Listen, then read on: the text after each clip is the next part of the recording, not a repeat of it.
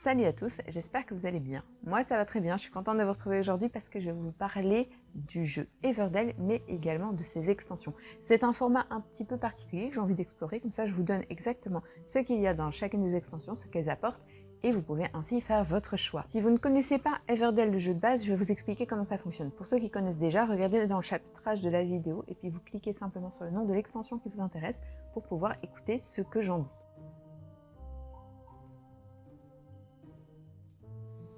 Everdell, c'est un jeu de placement d'ouvriers et de construction de tableaux.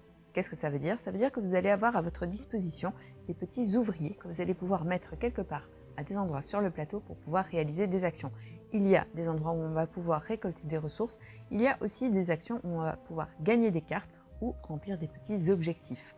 À part ça, en plus des ouvriers qu'on envoie à gauche à droite pour faire des choses, on va également pouvoir placer tout un tas de cartes, soit de sa main, soit ici de la prairie centrale. On va pouvoir les placer devant soi à condition de pouvoir payer le coût. Le coût est toujours indiqué à gauche de la carte, donc on va avoir un coût qui va s'exprimer en baie le plus souvent pour les personnages et pour les bâtiments en résine, en bois ou en petits galets. Ce sont les ressources que vous devez collecter pour pouvoir construire le bâtiment. Ensuite, on se débarrasse de la ressource, mais on gagne le bâtiment. On gagne les points de victoire future et ses éventuels effets permanents. Certains bâtiments sont très intéressants parce qu'ils vont pouvoir donner des effets à chaque changement de saison. D'ailleurs, qu'est-ce que c'est une saison? Eh bien, à son tour, comme je l'ai dit, on va placer ces deux ouvriers et jouer autant de cartes de sa main qu'on veut tant qu'on peut en payer le coup. Une fois qu'on n'a absolument plus rien à faire ou qu'on n'a plus envie de faire quelque chose, on déclare simplement que c'est la fin de la saison pour soi et on passe à la saison suivante. Ça veut dire qu'on va pouvoir gagner de nouveaux ouvriers qui vont rejoindre notre pool pour pouvoir faire de plus en plus d'actions, qu'on va également gagner d'éventuels effets de floraison, donc il y a des effets de floraison au printemps et en automne. Le jeu se déroule en 4 saisons, la première n'est virtuellement pas une saison qui commence, on arrive tout de suite dans l'hiver, et ces effets de floraison sont très intéressants parce qu'ils vont s'activer partout où il y a une petite feuille qui vous donne un petit bonus. La partie va s'arrêter quand tous les joueurs auront joué leurs dernières actions en hiver, également quand tous les joueurs auront placé un maximum de 15 cartes devant eux. Il est possible de terminer le jeu simplement parce qu'on n'a plus d'action, même si on n'a pas encore placé nos 15 bâtiments, mais c'est pas très important, 15 n'est pas forcément une garantie de gagner la partie. Et comme je l'ai expliqué, le fait de jouer vos ouvriers, jouer vos cartes un petit peu de la manière dont vous le voulez jusqu'à ce que vous n'ayez plus la possibilité ou l'envie de faire autre chose, c'est intéressant parce que ça va permettre de créer un petit décalage entre les joueurs. Vous pouvez décider de terminer votre printemps alors que les autres joueurs ont encore des choses à faire parce qu'ils n'auront pas géré leurs ressources de la même manière, parce qu'ils auront fait des choses un petit peu différemment. Ça donne une petite différence de rythme, mais qui de toute façon ne se ressent pas énormément puisque à la fin de la partie, on va quand même tous terminer quand on aura tous fait nos actions. Ça permet de ne pas déclencher une fin de partie abrupte où on se retrouve avec « Oh non, j'avais tellement envie de faire cette action, elle était tellement importante ».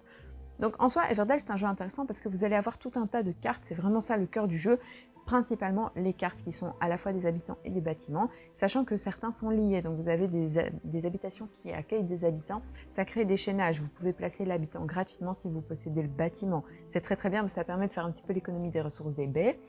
Vous avez aussi des petits bâtiments qui sont des actions spéciales qui vous permettent par exemple de placer des ouvriers dessus, chez vous ou chez les autres, parfois c'est possible aussi. Vous avez une ressource spéciale qui sont les pièces, qui sont des petites choses qui se dépensent pas vraiment, qui se gardent et se gagnent plutôt comme des points de victoire supplémentaires.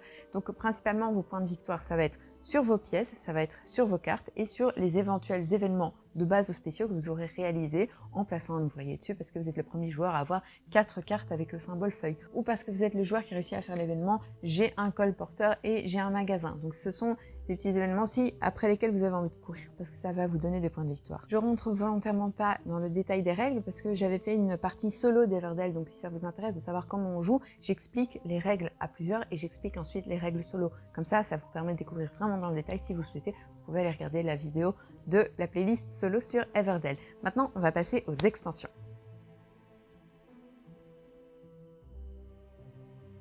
Je vais commencer tout de suite par Belfaire, c'est l'extension qui a attisé le plus la curiosité des joueurs, et à raison, parce que c'est une extension que je trouve extrêmement intéressante, puisqu'elle est composée de plusieurs mini-modules que vous pouvez décider de jouer indépendamment les uns des autres. Tout d'abord, au niveau cosmétique, vous avez deux nouveaux peuples jouables, à savoir les oiseaux cardinaux et les crapauds. Vous avez également des plateaux de joueurs qui ne servent à rien, si ce n'est à délimiter votre zone de jeu, mais ça n'a vraiment aucun intérêt, comme je vous dis, c'est uniquement cosmétique. Après, au niveau des nouveaux petits modules, pour moi, le plus intéressant et le plus important, c'est un ensemble de 15 cartes qui représentent un pouvoir par peuple dans toutes les extensions et le jeu de base. C'est hyper intéressant comme module pour moi, indispensable, parce que ça permet de faire un choix qui est vraiment guidé non pas par le côté cosmétique, ah c'est trop mignon, je veux jouer les petites souris, mais parce que le pouvoir qui est lié à ce peuple est important et va vous donner envie d'orienter votre stratégie d'une manière ou d'une autre. Donc c'est vraiment un très chouette module. Il y a en plus de ça un module Belfair, donc qui est la foire, où vous avez le Festival des Fleurs, donc c'est une récompense pour le premier joueur qui a une carte de chaque sorte. Vous avez le marché qui est génial parce que c'est un peu une action en deux temps. Vous placez un meeple dessus pour pouvoir gagner un ensemble de ressources ou de cartes. Et puis, une fois que vous avez pris cette tuile, en fait, le prochain joueur qui se place dessus pourra payer la même chose pour gagner des points de victoire ou reprendre une autre tuile. Donc il y a un petit peu un système de tuiles qui vont de haut en bas, comme ça, au marché, on achète, on vend, etc. Ce qui donne des pièces alias des points de victoire. Et puis ensuite, il y a les awards qui sont des petites récompenses de fin de partie, c'est les petits tournois. Vous en choisissez une et en fait, le joueur qui a le plus de X, il y a plusieurs awards différents, va gagner des points de victoire. Ce plateau se place au-dessus du plateau principal. Donc ici, j'ai pas mis l'arbre en 3D volontairement, sinon ça bouchait la vue. Mais vous pouvez donc enlever l'arbre en 3D et placer le plateau. Ou si vous aimez bien jouer avec l'arbre, vous ne mettez pas le plateau, vous prenez les petits modules Festival des Fleurs, Awards et Marché. Et ce qui est hyper intéressant, c'est que vous pouvez décider de jouer que un, ou que deux, ou les trois ensemble. C'est vraiment votre choix. C'est vous qui déterminez comment vous les placez, ce que vous en faites. Il y a également pour ajouter au jeu de base des nouvelles cartes pour des événements de base et des nouvelles cartes pour des événements spéciaux.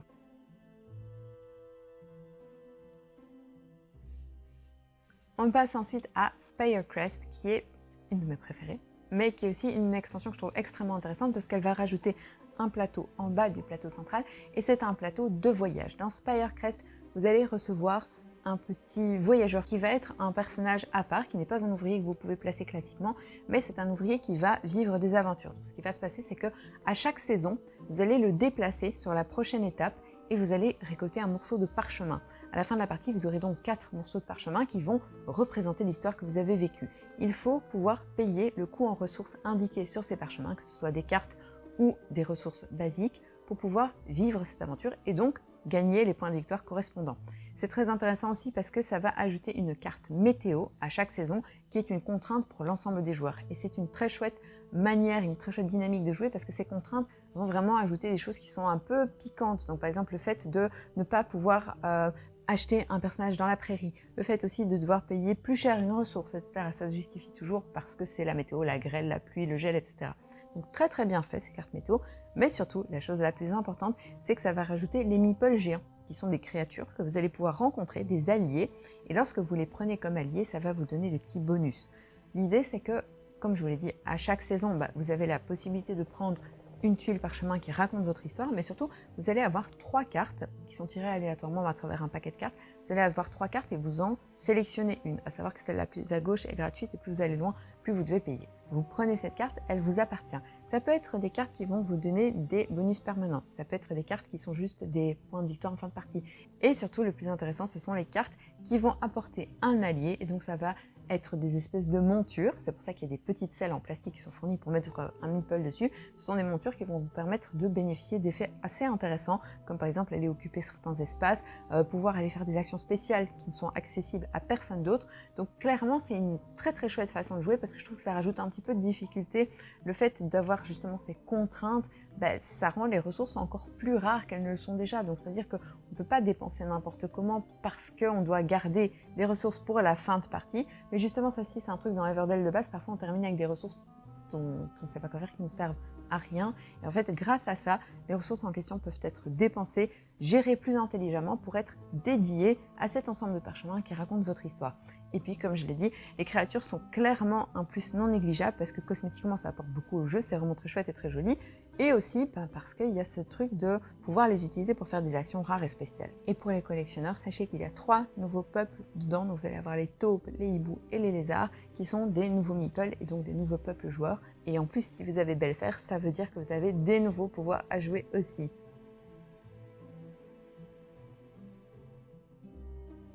Et pour terminer, on va parler de Pearlbrook, qui est l'extension un petit peu controversée parce que dans sa traduction en français, elle est désespérément vide, la boîte, pour un prix qui est quand même très très élevé par rapport à Spirecrest avec des gros meeples. Ici, il manque beaucoup de choses qui sont que dans la version collector du Kickstarter et c'est un peu dommage parce que l'aspect cosmétique de rajouter des petits éléments en 3D, etc., ça faisait beaucoup pour l'extension de Pearlbrook.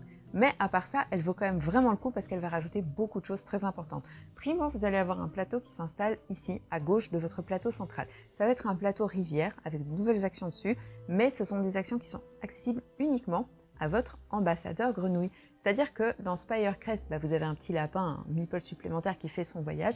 Dans Pearlbrook, même chose, vous avez un nouveau meeple supplémentaire, c'est l'ambassadeur grenouille. Il y en a un pour chaque couleur de peuple, et ça veut dire que c'est le seul à pouvoir aller dans la rivière, faire une action de la rivière. Il y a également une nouvelle ressource, donc toute une nouvelle économie qui s'installe, c'est les ressources des perles. Les perles qui sont très très intéressantes parce que elles sont très dures à obtenir, mais elles vont vous permettre de faire plein de choses, notamment de construire les merveilles. C'est-à-dire que dans le jeu de base, vous avez ici des petits événements permanents, ce sont les événements basiques, donc vous avez l'expédition cartographeur, etc. Vous enlevez tout ça, vous mettez les monuments, donc les merveilles à construire à la place, qui sont des trucs assez coûteux en termes de ressources, qui vont notamment demander des perles, mais qui donnent des gros points de victoire. Donc vous avez un truc à 10, à 15, à 20 et à 25. Évidemment, c'est intéressant du coup de garder ces perles pour pouvoir construire ces monuments. Mais ce qu'il y a, c'est qu'on reçoit aussi une babiole. Donc c'est une petite carte spéciale, genre une tiare, une montre, un machin, etc. Parce qu'on est très dans le thème de la piraterie, les bijoux, les perles et tout. Donc on va recevoir cette babiole qu'on peut activer grâce à une perle. Et ça peut donner soit des petits événements, des petits éléments one-shot ou des petits bonus. Et puis, il y a tout un tas de cartes qui vont s'ajouter dans la prairie. En fait, Pearlbrook, c'est la seule extension qui rajoute des cartes à mettre dans la pile centrale et donc dans la prairie, parce que c'est une trentaine de cartes qui sont liées directement au thème de l'eau, de la navigation, de la piraterie, des ports de plaisance, etc. Donc c'est très intéressant parce que ça permet d'avoir, comme je disais, une nouvelle économie qui naît avec l'utilisation des perles, le fait de pouvoir mettre son ambassadeur grenouille, c'est le seul qui peut aller à cet endroit-là, et puis cet ensemble de cartes qui va rajouter des choses. En plus, comme dans toutes les autres extensions, il y a des mini-trucs en plus, donc des nouveaux événements spéciaux aussi, qui sont aussi liés aux cartes de Pearlbrook, et puis ces merveilles qui remplacent. Ce qu'il y avait dans la version collector et que les joueurs reprochent qui n'existe pas dans la version Pearlbrook normale, c'est les monuments en 3 dimensions, un peu frustrant, et aussi des petits panneaux qui disaient Open Close pour pouvoir indiquer des cartes actions, donc des cartes qu'on aura construites mais où on peut placer un ouvrier pour indiquer qu'elles sont ouvertes ou fermées. Ça, c'est un petit peu dommage quand même parce que c'était clairement un truc qui rendait tout l'aspect de Pearlbrook vraiment joli et vraiment intéressant. Et dernière chose qui visiblement n'est pas dans la version française de Pearlbrook, c'est 4 nouveaux peuples jouables, à savoir les axolotes, les étourneaux, les ornithorynques et les loutres. Alors je ne sais pas si depuis Matago, qui est donc l'éditeur francophone du jeu, je ne sais pas si depuis ils ont révisé un petit peu le truc et qu'ils ont rempli les boîtes, mais en tout cas, voilà, pour Pearlbrook, c'est clairement l'extension la mal aimée, celle qui ne bénéficie pas de l'ardeur du public, et je comprends aussi parce que c'est vrai qu'elle est très chère par rapport au contenu qu'on trouve dedans, sachant que Spirecrest est presque 10 € moins cher, alors qu'il y a beaucoup plus de choses dedans, c'est un petit peu frustrant, et c'est vrai que chez les joueurs, ça crée une attente. Espérons que peut-être dans les versions suivantes, il y aura je ne sais pas, une amélioration, et espérons surtout que les prochaines extensions, parce qu'il y en a encore 2 qui arrivent courant du printemps, on croise les doigts, donc espérons que les 2 prochaines extensions ne seront pas non plus amputées de trop de matériel non plus. Là, je vous ai expliqué chacune des extensions individuellement. Sachez qu'il est possible, mais non conseillé, de les jouer toutes les 3 en même temps. C'est-à-dire que vous pouvez sans aucun problème jouer Pearlbrook plus Belfair ou Spirecrest plus Belfair. Mais ajouter Spirecrest et Pearlbrook, ça va créer vraiment une énorme demande en termes de gestion, d'économie, à la fois des ressources des perles, à la fois des ressources à donner pour pouvoir faire son petit voyage de Spirecrest. Donc c'est clairement pas ce qui est conseillé par l'éditeur, c'est de dire oui, Belfair peut s'ajouter avec n'importe lequel, mais évitez de mettre les 2 grosses ensemble. Et si vous voulez mon avis personnel sur chacune des 3 extensions, je me suis énormément amusée avec Belfair par son côté modulable, son petit marché qui est vraiment très intéressant, les awards qui sont vraiment très chouettes. J'aime énormément Pearlbrook pour toute sa thématique de l'eau, les nouvelles cartes que ça apporte, vraiment toute l'économie autour des perles. Je trouve que ça vaut vraiment le coup, c'est vraiment riche comme nouveau système, et j'adore Spirecrest parce que ça fait parler ma fibre rôliste. On vit une petite histoire, c'est pas juste qu'on construit des bâtiments et qu'on met des petits animaux dedans, c'est qu'il y a vraiment un truc qui s'est passé, chacune des tuiles, un petit titre, etc. Enfin, c'est vraiment, vraiment très bien fait. Donc, je les aime toutes les 3 pour des manières différentes. Mais si vraiment je devais dire une que je conseille absolument, c'est Belfair, pour moi indispensable, parce que les pouvoirs des nouveaux peuples et parce que son côté modulaire très attractif. Spirecrest, c'est pour ceux qui vraiment désirent avoir un petit peu de profondeur, un peu de fluff, un peu d'histoire, et aussi les grosses créatures qui sont très chouettes à jouer.